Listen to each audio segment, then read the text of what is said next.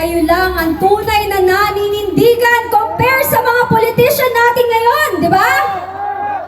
Grabe, alam nyo, ang dami kong nakikita, aside from kabataan, ngayon mga lola, lolo, tita, yung matatanda na kahit sa init last week, umuulan. Ha? Wow! Alam mo, yun nga, last week umuulan, walang umalis. Diba? Sino makakagawa niyan? Love you guys! Diba? Ayan, sabi nga, hustisya wag palusot. Diba? So sabi nila, lahat ipapakulong, yung mga connected daw sa flood control. Pero sinong kinulong? Si Senator Marcoleta ba? Yung kanyang kinaso sa kanya connected sa flood control? Diba? Si Congressman Mike Defensor, connected ba sa flood control? Oh. So ngayon, nasaan na yung sinasabi? Una, si Ping Lacson, sabi niya, before, may 67 daw na congressman siyang alam na connected sa flood control. Nasaan na yun? Wala, di ba? So ngayon, yung binanggit ng mga witness na connected sa flood control, from yung mga contractors, yung napakapal na mukha ng mga DPWH na nagsugal ng 400 million, itinapon sa kasino ang pera ng bayan, ginawang state witness. Diba?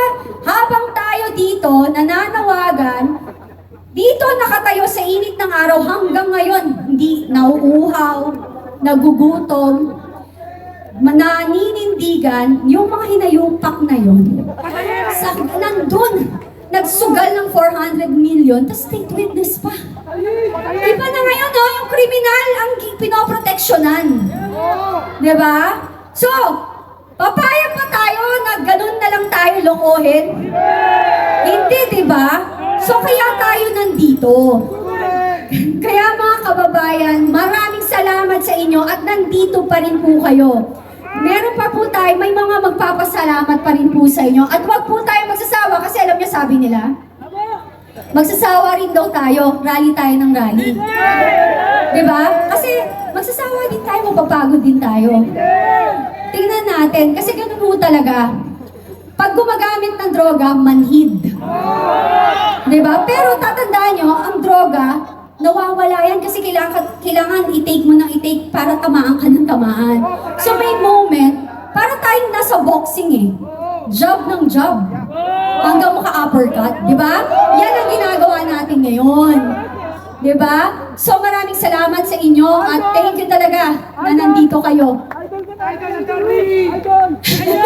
Idol ko din kayo! Woo! Diba? Idol ko kayong lahat at hindi ito bola. Hindi mo ako politician. Hindi rin mo ako tatakbo. Wala akong negosyo sa gobyerno. Tumatayo lang ako dito para sa inyo. So, maraming salamat po sa pagmamahal ninyo sa bayan. God bless.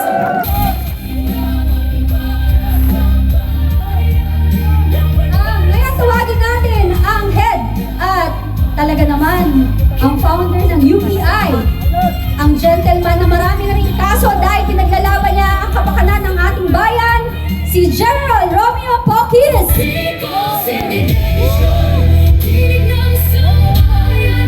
Magandang gabi, mga kababayan. Kumusta kayo? Okay ba kayo dyan? Mabuhay Pilipinas! Napakinggan po natin ngayong araw, ngayong gabi, lahat ng mga nagtalumpati. Kaya alam natin na kayo ay pagod na rin. Kaya pansamantala, tatapusin natin. Pero next week meron pa rin po tayo. Mas marami, mas madami, mas malaki. Luzon, Visayas, and Mindanao. Sa ngalan po ng United People's Initiative, ang prime or lead convener ng People's Indignation Rally ng ito, nagpapasalamat po kami sa inyong lahat dito sa Liwasang Bonifacio, Manila, doon sa Pulumulok, sa Cotabato, sa Cebu City, sa Naga City, sa Isabela City sa Bukidnon, at sa Maramag sa Bukidnon. at saka sa Isabela City sa Basilan. Hindi po tayo natuloy sa Cotabato City dahil last minute po kinancel ng mayor ang permit na ibinigay sa atin. Pero next week po, mas madami po tayo, mas malaki, mas maraming syudad, mas maraming mga probinsya, mas maraming mga bayan ang magkakaroon po ng ganitong People's Indignation Rally.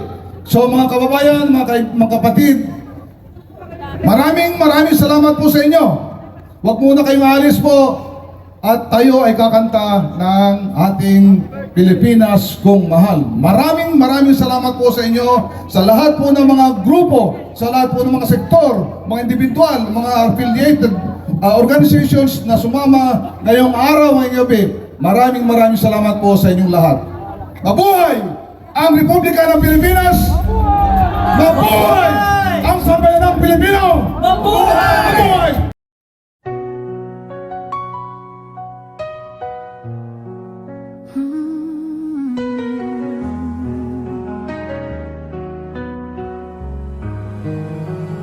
Sa bawat laban, ikaw ang nauna. Tinig mo'y sigaw ng masa.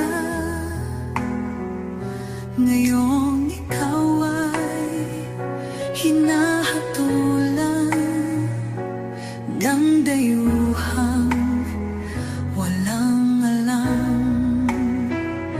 Sino pa ang nagmalasakit?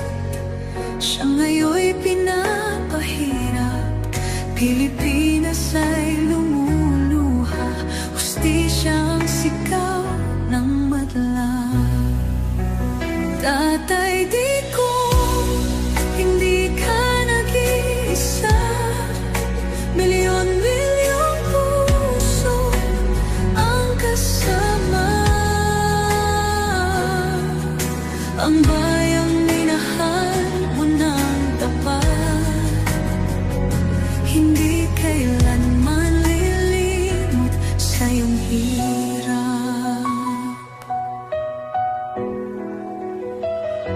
Ilang taon mong isinakripisyo, kapayapaan, kaunlaran para sa Pilipino.